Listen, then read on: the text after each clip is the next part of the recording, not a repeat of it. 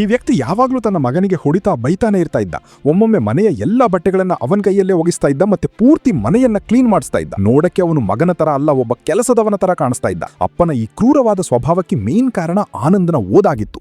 ಅವನು ಎಷ್ಟೇ ಕಷ್ಟಪಟ್ಟು ಎಕ್ಸಾಮ್ ಬರ್ತರೂ ಕೂಡ ಯಾರಾದರೂ ಒಬ್ರು ಚೀಟಿಂಗ್ ಮಾಡಿ ಅವನ್ನ ಟೀಚರ್ ಹತ್ರ ಸಿಕ್ಕಾಕ್ಸ್ತಾ ಇದ್ರು. ಇದೆಲ್ಲದರಿಂದ ಬೇಜಾರಾಗಿ ಅವನು ಮನೆ ಬಿಟ್ಟು ಹೋಗಕ್ ಕೂಡ ಟ್ರೈ ಮಾಡ್ತಾನೆ, ಆದ್ರೆ ಅವನ ಕೈಯಲ್ಲಿ ಅದು ಯಾವತ್ತೂ ಆಗೋದಿಲ್ಲ. ಅವನ ವಯಸ್ಸು ಬೆಳೀತಾ ಹೋಯಿತು, ಆದ್ರೆ ಅವನ ಅಪ್ಪನ ಸ್ವಭಾವ ಮಾತ್ರ ಹಾಗೆ ಸ್ಟ್ರಿಕ್ಟ್ ಆಗೇ ಇತ್ತು. ಅಪ್ಪ ಅವನ ಕೈಯಲ್ಲಿ ಒಬ್ಬ ಕೆಲಸದವನ ತರಾನೇ ಮನೆ ಕೆಲಸ ಮಾಡಿಸ್ತಾ ಇದ್ದ. ಎಷ್ಟರ ಮಟ್ಟಿಗೆ ಅಂದ್ರೆ ಆನಂದ್ ಯಾರನ್ನ ನಿಜವಾಗಿ ಪ್ರೀತಿ ಮಾಡಿದ್ನೋ ಅವಳ ಜೊತೆ ಮದುವೆ ಕೂಡ ಆಗೋಕೆ ಅವನಪ್ಪ ಬಿಡೋದಿಲ್ಲ. ಆ ದಿನದಿಂದ ಮಗನ ಮನಸ್ಸಿನಲ್ಲಿ ತನ್ನ ಅಪ್ಪನ ಮೇಲೆ ಸಿಕ್ಕಾಪಟ್ಟೆ ದ್ವೇಷ ಹುಟ್ಕೊಳ್ಳುತ್ತೆ. ಅವನು ಕೋರ್ಟ್ಗೆ ಹೋಗಿ ತನ್ನ ಅಪ್ಪನ ಮೇಲೆ ಕಂಪ್ಲೇಂಟ್ ಕೂಡ ಮಾಡ್ತಾನೆ. ಆದ್ರೆ ಅಲ್ಲಿದ್ದವರೆಲ್ಲ ಉಲ್ಟಾ ಇವನನ್ನೇ ನೋಡಿ ನಕ್ಕು ತಮಾಷೆ ಮಾಡ್ತಾರೆ. ಆಕ್ಚುಲಿ ಅವನ ಅಪ್ಪ ಹೊರಗಡೆಯಿಂದ ಎಷ್ಟು ಸ್ಟ್ರಿಕ್ಟ್ ಆಗಿ ಕಾಣಿಸ್ತಾ ಇದ್ರು, ಒಳಗಡೆಯಿಂದ ಅವರು ಆ ತರ ಇರಲಿಲ್ಲ. ಆನಂದ್ ಹುಟ್ಟಿದ ದಿನಾನೇ ಅವನ ಅಮ್ಮ ತೀರಿ ಹೋಗಿರ್ತಾಳೆ.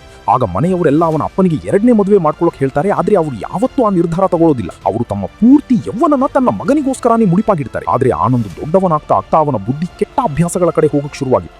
ಅದಕ್ಕೆ ಅವನ ಅಪ್ಪ ಅವನನ್ನ ದಾರಿಗೆ ತರೋಕೆ ಅಷ್ಟು ಸ್ಟ್ರಿಕ್ಟ್ ಆಗಿದ್ರು.